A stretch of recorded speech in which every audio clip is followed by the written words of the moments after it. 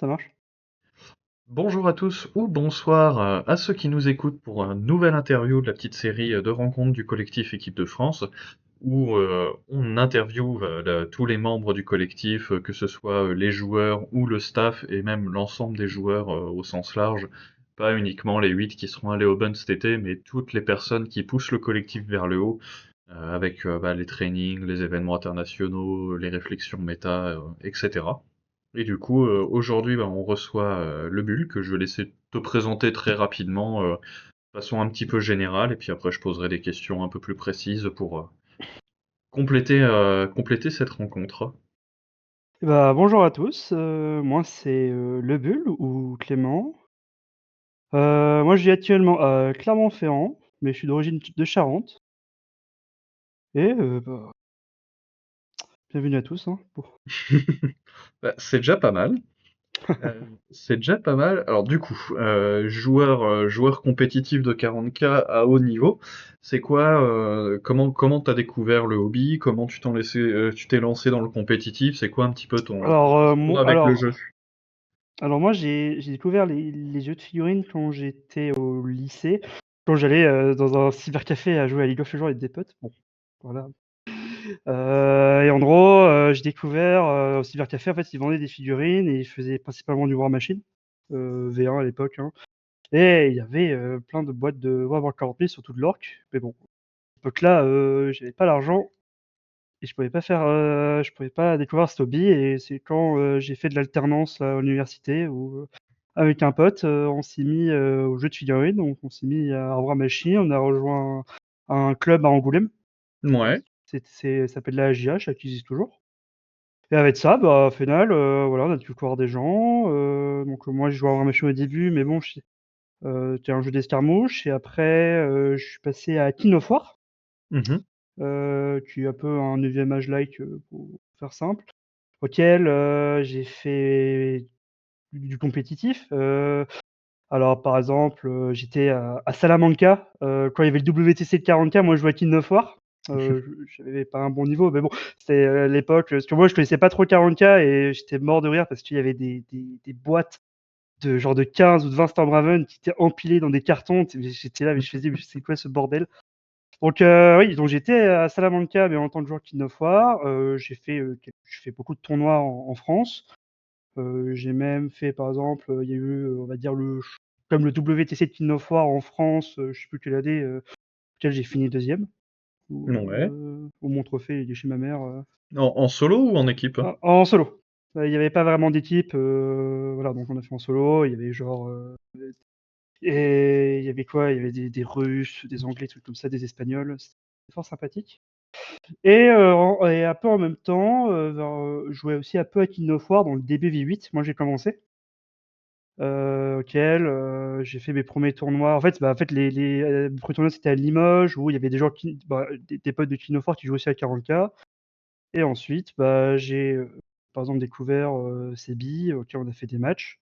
Et après, j'ai rejoint la FTA, qui était à peine, genre c'est la nouvelle FTA. Après, avant c'était les FUTS. Bon, après ça, je connais pas leur histoire. Et après, j'ai commencé le compétitif de 40K en faisant les D3 et D2, je crois, à l'époque. Avant le Covid, donc quand même. Ouais, À l'époque exactement. de l'ancien Ouais, circuit, c'est quoi. moi, c'était début V8. J'avais pas un niveau terrible à 40K, mais grâce à cette équipe, j'ai pu améliorer mon niveau à fur et à mesure. Et je suis là, maintenant dans équipe de France, grâce à tous les copains qui m'ont aidé à progresser, et cetera, quoi. Ça marche. Et du coup, après Covid, on a eu le nouveau système de ligue. Ouais, exactement. Tu joues dans quelle équipe? Est-ce que tu joues dans une équipe de ligue? Est-ce Oui, que tu en as fait plusieurs au fil des saisons? donc au final, j'étais toujours chez la FTA pendant quelques années et depuis l'année dernière, j'ai rejoint les No Name, et voilà. Je suis quand même, genre, je sais pas combien de temps la V8, ça fait genre une bonne dizaine d'années, je pense que Pas loin, oui. Pas pas loin, loin. donc j'étais quasiment chez la FTA. Et maintenant, depuis l'année dernière, je suis chez No Name, avec, Salisia, Quentel et tous les autres. Mhm. On s'amuse bien, après, moi je m'amuse toujours bien aussi avec les joueurs de la FTA, Oui, je me doute. genre le cochon grillé, tous les ans, c'est important. Je comprends, les traditions, c'est important. Et En termes pardon. Est-ce que tu joues dans un club sur Clermont-Ferrand? Est-ce que tu joues principalement à TTS? Est-ce que tu es dans une association? Alors, Au-delà des matchs de ligue, je veux dire, est-ce bah, qu'il y a donc, autre chose ouais. à Donc, côté? avant, j'étais chez la JH. Après, pour le travail, j'étais à Clermont-Ferrand. Je me promène dans une boutique à Clermont-Ferrand. Et je sais qu'il y a des clubs, entre guillemets, genre Stonehenge et d'autres. Mais pour faire du compétitif, du bon niveau, je joue principalement en TTS qui a vraiment genre, débloqué le 40K dans sur le monde entier. Et C'est ouais, vrai, TTS, c'est vrai. ça peut la vie, quoi. Enfin, même si c'est bien de jouer sur table, le TTS, ça apporte tellement de choses. Bah, ça reste un bon outil d'entraînement et puis ça permet effectivement d'affronter les meilleurs joueurs de France sans se déplacer et les meilleurs joueurs du monde aussi, tant qu'à faire. Exactement. Ça a permis beaucoup de choses. Pour continuer à parler jeux, justement, quelle faction tu joues compétitivement? Est-ce que tu en joues plusieurs? Est-ce que tu as une faction de prédilection? Est-ce que tu as une faction fun que tu joues en partie casu quand tu as envie de te détendre et de te faire plaisir plutôt que de bosser, on va dire, du compétitif? Alors, en fait, moi, je suis plus quelqu'un qui a joué quasiment toutes les factions.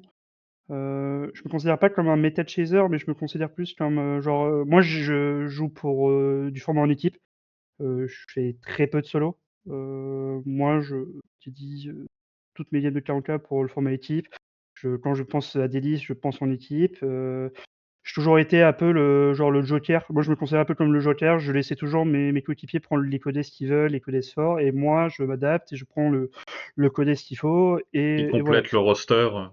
Donc ça, c'était genre 40K. Le truc, c'est que maintenant, au fur et à mesure que l'univers 40K avance, bah, c'est plus dur de jouer tous les codex en même temps. Parce que quand on joue tout en même temps, bah, en fait, on peut dire qu'on a un niveau moyen haut, et quand on joue un codex et on a beaucoup plus de games, bah, on vient meilleur, quoi. Moi, généralement, je suis principalement un joueur de Xenos. Moi, ma meilleure faction que je kiffe, c'est l'Orc. Mhm. Après, j'ai joué du Blood Angel, j'ai joué Lita, j'ai joué beaucoup GK en V8 à l'époque. Et je suis beaucoup, voilà, j'adore Xenos, j'adore l'Auto, j'adore l'Orc, Genie Stealer, Tyrannide, non, c'est dans la poubelle. Et voilà, quoi. C'est varié, c'est varié. Varié, hein. Mais bon, j'ai quand même une préférence sur le Xenos. Après, moi, je kiffe tout jouer. Ça marche. Tu nous disais plus équipe que solo, donc là j'allais poser la question un petit peu de l'expérience des grands événements nationaux et internationaux. Au niveau national, je pense aux Open, parce qu'on n'a pas encore de grands tournois en équipe, à part la Med Cup dans le sud, si je dis pas de bêtises. Mais on a pas mal de solos, et je pense aux solos internationaux type Warmaster, Ouais. LGT, etc. Bon, après, on a aussi des événements en équipe internationaux, type l'Alpine, la Pira. C'est quoi ton expérience des grands événements, on va dire? Alors, moi, le problème, c'est que depuis que je suis à Clermont-Ferrand, en fait, c'est un peu dur d'aller dans les tournois vu qu'ils sont un peu loin. Les tournois solo que j'ai vraiment fait, c'est le Fresh World Game Day, par exemple. Niveau international, j'ai envie de faire le LGT, pour le moment, je le ferai genre cette année-là. J'ai fait, bah, l'Oa Master cette année parce que j'ai fait, au WTC. Ouais. Mais ouais, je suis pas très tournoi solo. Genre, ça me dérange pas d'en faire, mais j'en fais pas souvent à cause de l'endroit où j'habite. C'est pas évident Oui, de. oui, puis si c'est pas ce que tu cherches, c'est légitime aussi. Hmm. Ouais, je préfère les tournois en équipe. Mhm. Et tournois en équipe, justement, est-ce que bah, par exemple avec les no-name ou avec les FTA, si comme tu joues toujours avec eux de temps à autre, est-ce que vous avez fait des tournois en équipe à l'extérieur? Euh, Est-ce que bah, là, on va venir aussi aux participations du collectif Équipe de France. Est-ce que tu as fait l'Alpine fin 2024, la fin novembre ou début décembre, je ne sais plus, ou justement la Pira la semaine prochaine, ou l'Euro Trash Cup en mars? Est-ce que tu prévois de te déplacer sur ce genre de choses?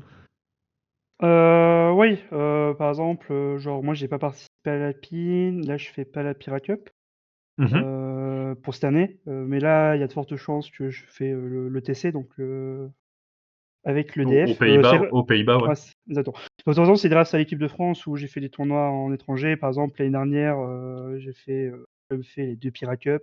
Ouais. J'ai participé aux 2 Pyra Cup. Là, je sais que là, le LGT moi, je vais faire le LGT en solo l'année prochaine et plein de trucs de prévus avec les No Name ou avec l'EDF. Il y a aussi les Ligue 1 qu'on fait aussi Ah tout bah, le temps. c'est déjà quelque Ouais. chose, oui, ça c'est sûr. C'est déjà du boulot et de l'engagement. Genre, ouais, je crois qu'on a aussi de prévu là, je vais peut-être dire des conneries. J'ai oublié, non, c'est MHU. C'est pas le tournoi, non, bah non, c'est dans le Discord EDF, c'est pas le tournoi, c'est pas la Med Cup, mais on va faire un tournoi en équipe de 6 prochainement, juste oublié le nom du tournoi. C'est Stardust Summon Cup, Ah oui. on va y aller là, c'est en équipe de 6, on va probablement y aller en 2 équipes no name pour s'amuser et tout. Vu que c'est à côté, hein, on en profite. Enfin, pas Bon, pour moi, mais oui, mais bon, tant qu'à faire, hein. Comme ah, il y a un exactement. événement et comme l'équipe se déplace. Et du coup, équipe et collectif équipe de France, là, est-ce que c'est... moi, je pose des questions, j'ai déjà la réponse, mais c'est plus pour justement toutes les personnes qui regarderont la Mm. vidéo. Est-ce que c'est ta première participation au collectif équipe de France? Est-ce que tu as déjà participé pendant les sélections de LoL, la première de Père Castor ou de Zeka? Euh, c'est quoi ton histoire avec le collectif, on va dire? Comment t'es rentré dedans? J'adore. Bon, déjà, il y a des gens qui savent que c'est pas ma première sélection. Alors, j'ai rejoint la sélection pas l'année dernière, mais on va dire entre guillemets l'année d'avant, quand il y avait Mhm. Castor. J'ai rejoint au milieu de l'année quand il partait pour la Pyra, je sais plus. Où j'avais rejoint le collectif, j'étais un peu en retrait, chose, et ma première sélection, c'était l'année dernière où, sous le règne de Zeka, Mhm.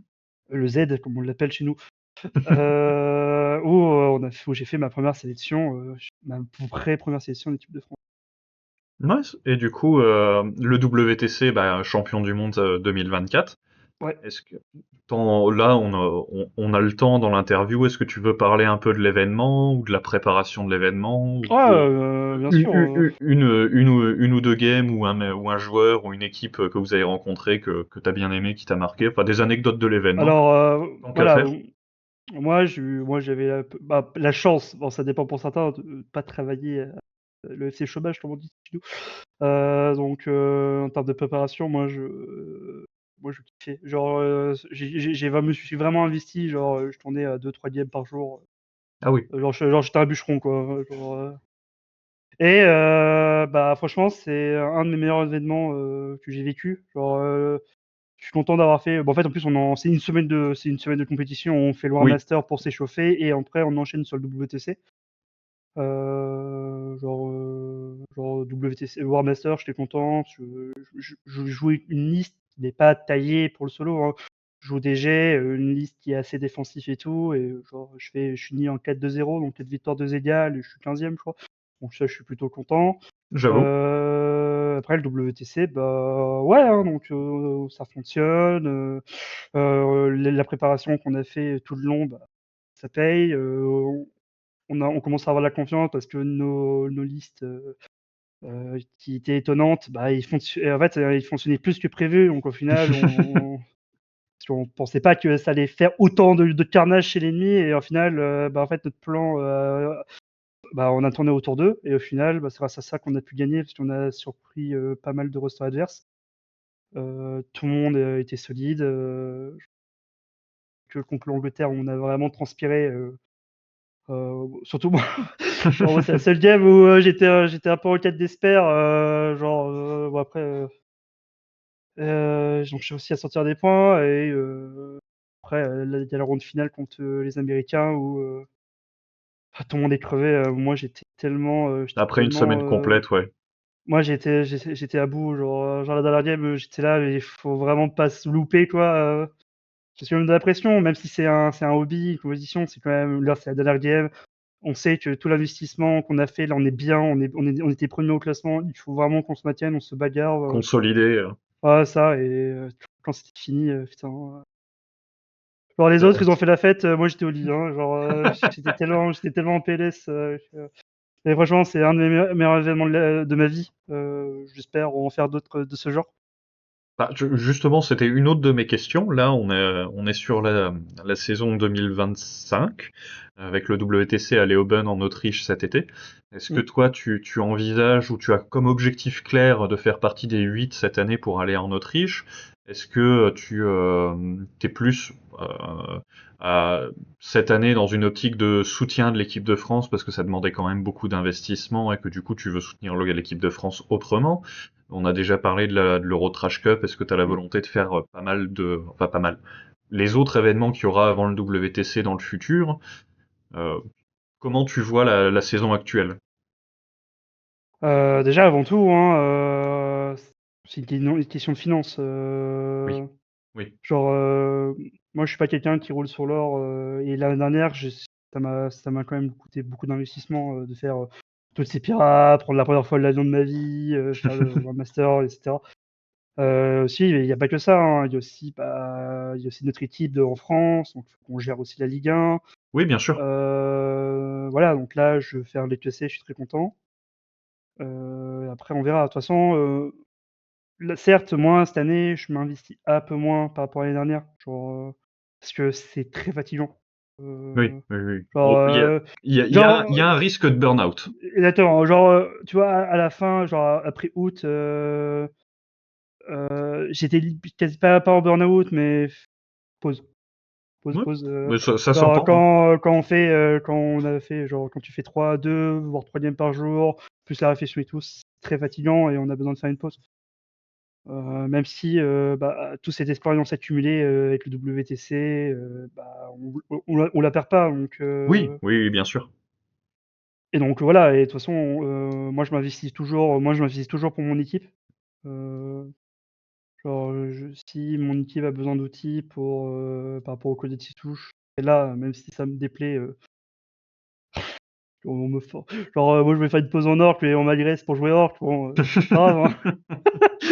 Voilà, c'est juste, une petite dédicace à Queen Telesaisia, juste pour vous. Mais voilà, genre, je sais, dans l'équipe de France, c'est des codex qui sont pas souvent joués. Genre l'orc, c'est pas un codex qui est très joué, par exemple. Le taureau, personne ne le joue, dans notre roster. Et je sais, je suis une des personnes Qui peut peuvent le jouer. s'adapter à ça? Exactement. Et donc voilà, donc de toute façon, c'est Castor qui a le dernier mot. Il choisira les meilleurs joueurs, en temps et en heure.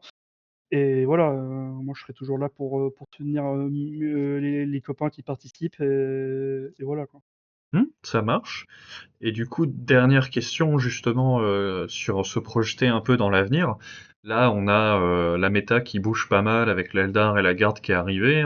Là, printemps, on va avoir 4 codex de chaos, plein d'armures Ouais, énergétiques qui vont ouais, foutre le bordel. ouais, une Euh, armure verte, moi je veux. c'est ça. Comment toi tu envisages un petit peu le futur, bah, on va dire de l'orque, puisque ça reste ta faction principale. Est-ce que tu penses que ça peut rester un septième ou un huitième codex? Parce que là, on arrive quand même sur une méta assez marine, j'imagine. Est-ce que, Ouais. bon, il y aura de la dataslate et forcément, on n'a pas toutes les infos, mais comment tu projettes un petit peu cette faction? Bah déjà, de toute façon, il y a de fortes chances que l'Astra va sur une civière, donc j'espère que ce sera pas une civière mais une ambulance. Bon, ça c'est façon de parler. Après, moi j'ai un de mes codex de cœur que j'ai découvert l'année dernière, c'est la DG. Et Oui, j'espère qu'ils aussi. vont. C'est vrai que le codex Et arrive, donc. je pense que ça va être une pépite ce codex, et ça va être incroyable. Après, Orc, l'avantage, c'est qu'on a eu un codex assez tôt, mais on a eu une kill team qui nous donne deux nouvelles unités qui est incroyable. Alors, les Tandbusta et les Breka, qui redonnent des nouvelles opportunités à l'Orc. Donc il y a plein de trucs sympas. Le détachement Blue Dats qui est sorti en décembre, il est incroyable. Donc c'est un bon codex. Les gens l'apprécient. En fait, les gens ne connaissent vraiment pas bien l'orc. En fait, on peut tellement faire de trucs intéressants. Bah, Euh, c'est tombé un petit peu de côté après les nerfs de la Green Tie et du Bully Boys, et c'est vrai que ça fait ouais, longtemps qu'on n'en exactement. voit plus. Exactement. Donc là, avec donc Tactical, l'orc est de retour, mais genre, il faut pas s'endormir parce que tous les autres détachements sont jouables. Moi, par exemple, à la Ligue 1, Dread Mob? j'ai joué Dreadmob, j'ai joué une armée de Dreadchin, et ça marche très très bien. Même si maintenant, bah, dans la méta, les gens qui s'y typent pour gérer Astra et Eldar, indirectement, ça me nerfe moins, parce que je joue une armée Endurance 2 CV7. Mais ouais, mais de toute façon, on verra bien la méta. De toute façon, on verra bien le coup des SEC, qu'est-ce qu'ils vont faire à la dataset en mars, je dirais. Ce serait Euh, fin mars, a priori, mm, si ça suit la même régularité habituelle. exactement. Et puis Et il y aura. on n'est pas à l'abri en juin d'avoir des nouveaux scénarios, des nouveaux déploiements, comme on a eu 2024 avec Paria. On sait Exactement. jamais. Donc, Ce qui surtout, mettrait encore un beau bordel pour le WTC, mais bon. ouais. Non, non, mais Lorc, ça reste un très bon codex, mais c'est aussi un codex qui n'est pas facile à jouer parce que on a entre guillemets pas de phase de tir, même si avec le nouveau détachement de saisiste, ça demande une très très grosse macro, donc savoir se positionner. Alors que c'est que du positionnement, c'est une armée de corps à corps qui est pas bien contre les autres listes de corps à corps. Ça peut être étonnant, mais bon, un qui coupe, ça casse pas une armure énergétique, quoi. Ah, Donc plus non, difficilement, ouais. non, non, genre, l'Orc, pour moi, ça reste toujours un bon codex. Genre, genre, à part la DG qui nous donne des malus, qui est un peu terrible, on peut se bagarrer contre tous les autres, hein, c'est pas un problème. Ça marche.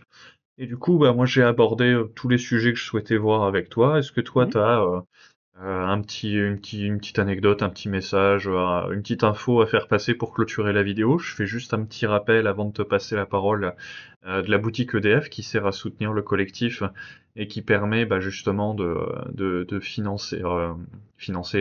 d'aider le collectif à se déplacer sur les événements internationaux et ultimement sur le WTC. Parce que comme tu le disais tout à l'heure, ce genre de saison, ce genre d'implication, ça a un poids financier sur les joueurs quand même. Et l'EDF et la FEC souhaitent que le poids soit le moins lourd possible pour que bah, on puisse envoyer les meilleurs joueurs et pas juste les joueurs qui ont les moyens, tout simplement. Donc si vous souhaitez acheter des goodies type euh, objectif, dé, maillot, suite, équipe de France, je mettrai le lien en description de la vidéo. Et ça ne pourra que aider nos joueurs. Et puis je te passe la main pour clôturer la vidéo. Ouais, pas une anecdote, mais plus un remerciement global. Moi, je remercie vraiment toute la communauté, parce que c'est grâce à vous que des personnes comme moi peuvent aller faire des tournois, beaucoup de tournois internationaux. Genre l'année dernière, genre c'est grâce à vous que j'ai pu faire 2 Pyra Cup, que j'ai pu m'investir autant en WTC, genre les encouragements, genre genre j'ai pas retenu les pseudos et les noms, mais des personnes qui sont été pendant toute la semaine au WTC, qui étaient là, nous encourager. On a pu bien discuter et tout. Moi, je remercie toutes ces personnes, mais même vous, hein. C'est grâce à vous qu'on peut aller aussi loin et à performer aussi bien. C'est pas que les joueurs, hein, c'est grâce aussi à la communauté, hein. L'investissement, genre même les games que vous proposez, etc. Donc, un grand merci à vous. Bah, c'est vrai que ça a été remarqué par les autres pays, c'est qu'une des grandes forces de la France, c'est sa communauté. Mm. Donc Je effectivement, suis d'accord. il n'y a pas de débat là-dessus. En tout cas, merci à toi pour ton temps, et puis du coup, bah, je vais souhaiter une bonne journée ou une bonne soirée à tous ceux qui nous écoutent, et puis à la prochaine. Passez bonne soirée. Au revoir.